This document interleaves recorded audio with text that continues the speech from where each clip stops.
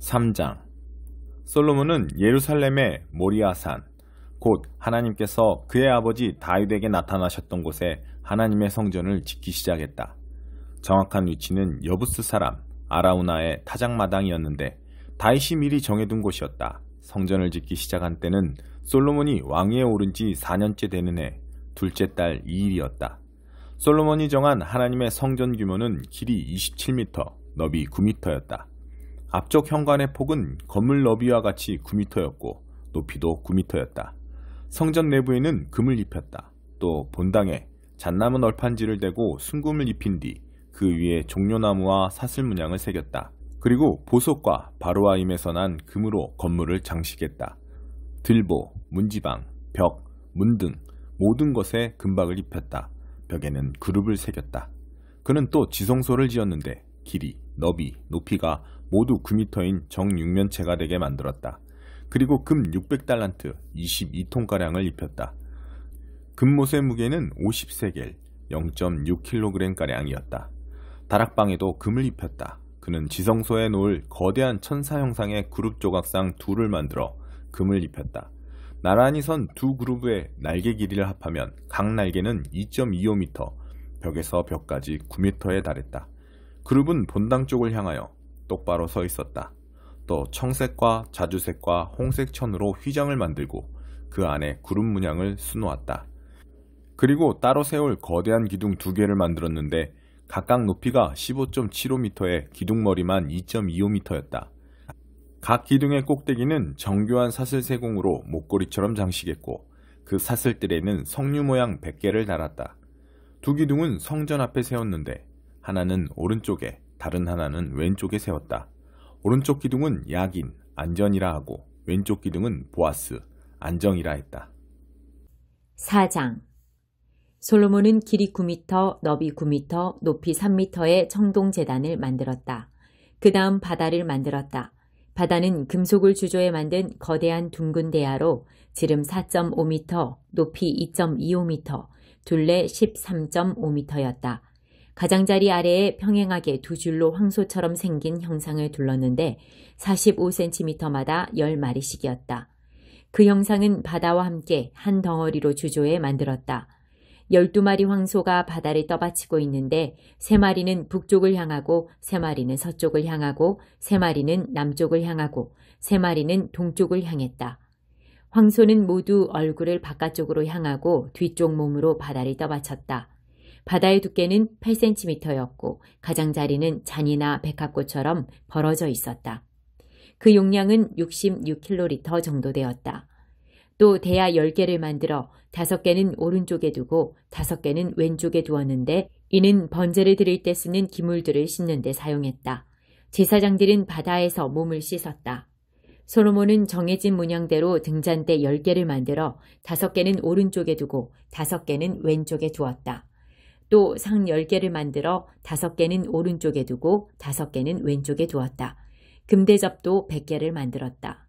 그는 또 특별히 제사장을 위해 뜰을 만들고 이어서 큰 뜰과 뜰로 통하는 문을 만들었다.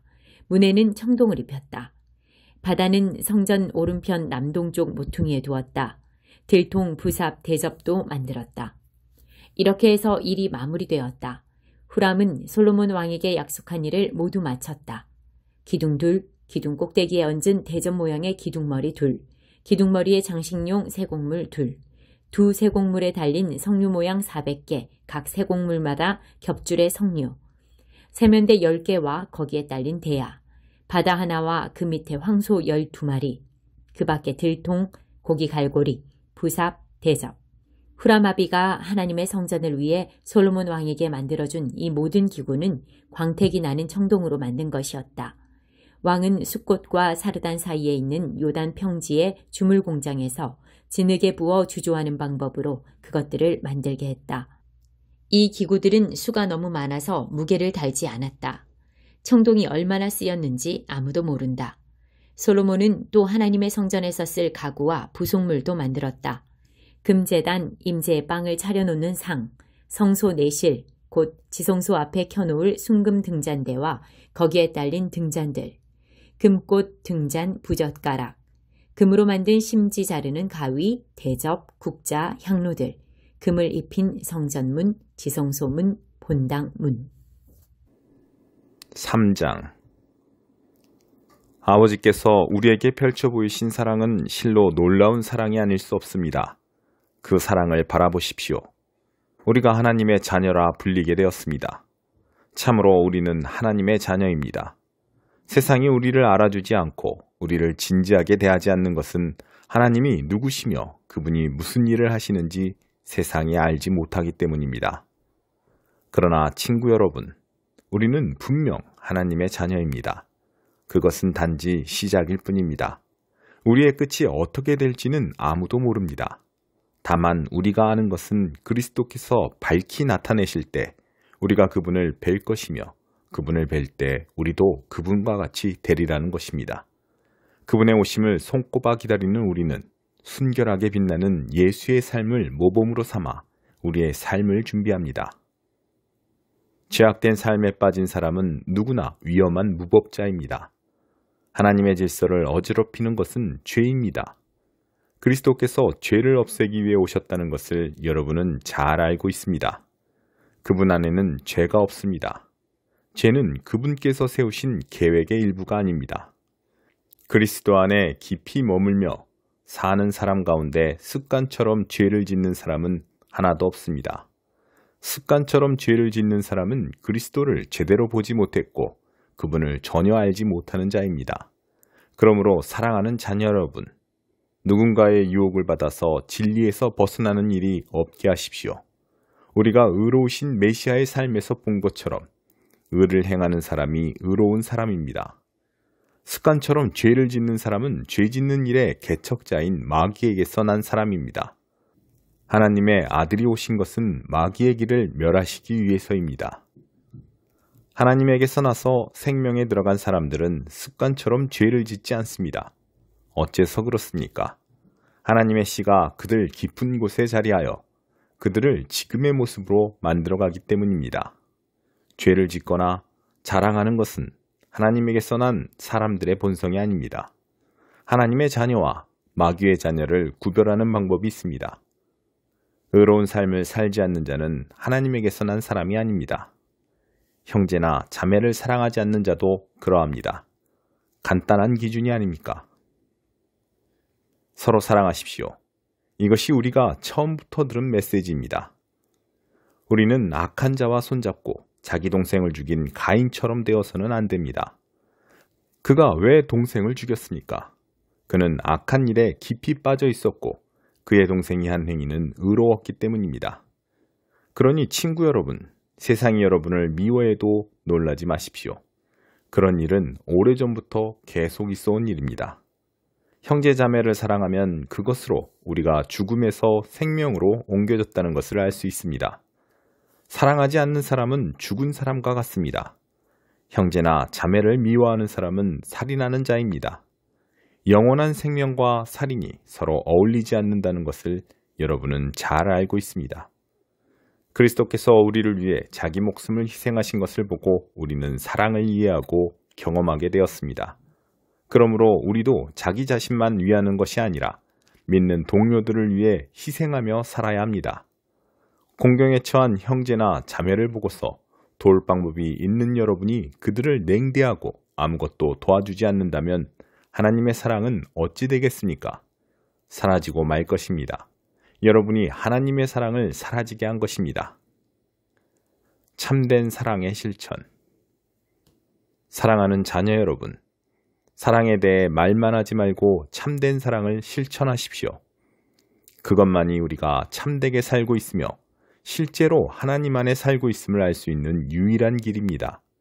또한 그것은 스스로를 비판할 일이 생기더라도 그 힘겨운 자기 비판을 멈추게 하는 길이기도 합니다. 하나님은 우리의 근심하는 마음보다 크시며 우리 자신보다 우리를 더 잘 아시기 때문입니다. 친구 여러분, 그렇게 마음을 살핀 뒤에 더 이상 우리가 자책하거나 스스로를 정죄하지 않으면 우리는 하나님 앞에서 담대하고 자유롭게 됩니다. 손을 내밀어 우리가 구한 것을 받을 수 있습니다. 그것은 우리가 하나님의 말씀을 행하고 그분을 기쁘시게 해드리는 일을 하기 때문입니다. 다시 말씀드리지만 하나님의 계명은 이것입니다. 곧 하나님께서 친히 이름 지어주신 아들 예수 그리스도를 믿는 것입니다. 그리스도께서 우리에게 말씀하신 것은 처음 받은 계명대로 서로 사랑하라는 것입니다. 우리가 그리스도의 계명을 지키면 우리는 그분 안에서 충만히 살고 그분도 우리 안에 사십니다. 이렇게 우리는 그분이 주신 성령을 힘입어 그리스도께서 우리 안에 깊이 머무르고 계심을 경험합니다. 2장 니느웨는 망한다. 무시무시한 파괴자가 오고 있다. 경비병들아, 군수품을 챙겨라. 정신 바짝 차리고 전투태세를 갖춰라. 하나님께서 야곱의 자존심, 이스라엘의 자존심을 회복시켜 주셨다. 이스라엘은 힘든 시절을 넘어왔다. 지옥을 경험하고 돌아왔다. 햇빛에 번쩍거리는 무기들, 눈부신 전투복 차림의 군인들, 당장이라도 돌격할 태세를 갖춘 번쩍번쩍 광이 나는 전차들, 하늘을 찌를 듯한 창들의 숲이 지평선 위로 무시무시한 모습을 드러낸다. 전차들이 거리로 쏟아져 들어와 광장을 가득 메운다. 햇빛 아래 횃불같이 타오르고 번개처럼 이리저리 번쩍인다. 아시리아 왕이 부하들을 소집하지만 다들 비틀거리다 자빠진다. 공격을 막기 위해 성벽으로 달려가 보지만 이미 너무 늦었다. 병사들이 성문을 뚫고 쏟아져 들어오고 왕궁이 허물어진다. 곧 끝장난다. 니느웨가 벌거벗겨졌다. 니느웨가 멸망했다. 여종과 남종들이 비둘기처럼 흐느껴 울고 가슴을 치며 통곡한다. 니느웨는 마개가 열린 물통이다. 고함 소리 들려온다. 어떻게든 막아라. 어떻게든 막아라. 하지만 이미 늦었다. 니느웨는 곧 빈통이 된다. 텅 빈 통. 다른 고함 소리 들려온다. 은을 털어라. 금을 털어라. 노다지다. 원하는 대로 다 꺼내가라. 망했다. 저주받아 망했다. 아주 폐허가 되었다. 가슴은 철렁 내려앉고 다리에 힘이 풀린다. 속이 뒤집히고 얼굴은 새하얗게 질린다. 명성 높던 맹수 아시리아의 사자에게 그 새끼들에게 이 무슨 일이란 말이냐. 적수가 없이 느긋하게 새끼들을 품던 맹수. 그 숫사자와 암사자에게 이 무슨 일이란 말이냐. 사냥을 나가면 어김없이 갓 잡은 신선한 먹이를 물고 와서 암사자와 새끼들을 먹이던 그 숫사자에게 피가 뚝뚝 떨어지는 고기들을 쌓아놓고 축제를 벌이던 그 사자굴에 이 무슨 일이란 말이냐. 아시리아야, 나는 내 원수다. 만군의 하나님께서 말씀하신다. 내가 내 전차들을 불태울 것이다. 잿더미로 만들 것이다. 사자나라가 이제 송장들로 뒤덮이리라. 전쟁 사업은 이제 끝났다. 내가 할 일은 더 이상 없다. 전쟁을 도모할 일도 더 이상 없고 승리를 선언할 일도 더 이상 없다. 너의 전쟁 사업은 이제 영원히 끝났다. 18장 끈질긴 과부 이야기. 예수께서 그들에게 끈질기게 기도하고 절대 포기하지 말아야 할 것을 가르치려고 이야기를 들려주셨다. 예수께서 말씀하셨다. 어떤 도시에 하나님을 전혀 의식하지 않고 사람들도 안중에 없는 재판관이 있었다. 그 도시에 사는 한 과부가 계속해서 그를 찾아왔다. 내 권리가 침해받고 있으니 나를 보호해 주십시오. 재판관은 그 과부를 거들떠보지도 않았다. 그러나 과부가 계속해서 찾아오자 재판관은 이렇게 혼잣말을 했다. 나는 하나님이 어떻게 생각하는지 전혀 관심도 없고 사람들의 생각은 더 말할 것도 없다. 그런데 이 과부가 끝까지 나를 귀찮게 할 텐데 뭔가 조치를 취해서 이 여자가 정당한 대우를 받도록 해주는 편이 차라리 낫겠다. 그렇지 않으면 이 여자의 집요한 펀치에 내가 시퍼렇게 멍이 들고 말겠다. 주님께서 말씀하셨다. 너희는 이 불의한 재판관이 하는 말을 들었느냐? 그렇다면 너희는 도움을 구하며 끊임없이 부르짖는 택하신 백성을 위해 하나님이 개입하셔서 정의를 이루어 주시리라고 왜 생각지 않느냐? 하나님이 자기 백성의 권리를 지켜주시지 않겠느냐? 내가 보장한다. 하나님이 반드시 그렇게 해주실 것이다. 그분은 질질 끌지 않으실 것이다. 그러나 인자가 다시 올 때 그처럼 끈질긴 믿음을 이 땅에서 얼마나 찾을 수 있겠느냐. 세금 징수원과 바리새인의 기도. 자신의 도덕적 행위에 흡족해하며 자만심에 빠져서 보통 사람들을 업신여기는 사람들에게 예수께서 다음 이야기를 들려주셨다. 두 사람이 기도하러 성전에 올라갔다. 한 사람은 바리새인이고 다른 한 사람은 세금 징수원이었다. 바리새인은 자세를 잡고 이렇게 기도했다. 오 하나님, 내가 다른 사람과 같지 않으니 감사합니다. 강도나 사기꾼이나 간음하는 자나 행여 이 세금 징수원과도 같지 않으니 감사합니다. 나는 일주일에 2번 금식하고 모든 수입의 11조를 드립니다. 한편 후미진 곳에 구부정하게 웅크려서 두 손으로 얼굴을 감싸고 있던 세금 징수원은 감히 고개도 들지 못한 채 말했다. 하나님, 불쌍히 여겨 주십시오. 이 죄인을 용서해 주십시오. 예수께서 설명을 덧붙이셨다. 하나님과 바른 관계가 되어 집으로 돌아간 사람은 다름 아닌 세금 징수원이다. 너희가 고개를 쳐들고 거만하게 다니면 결국 코가 납작해지고 말 것이다.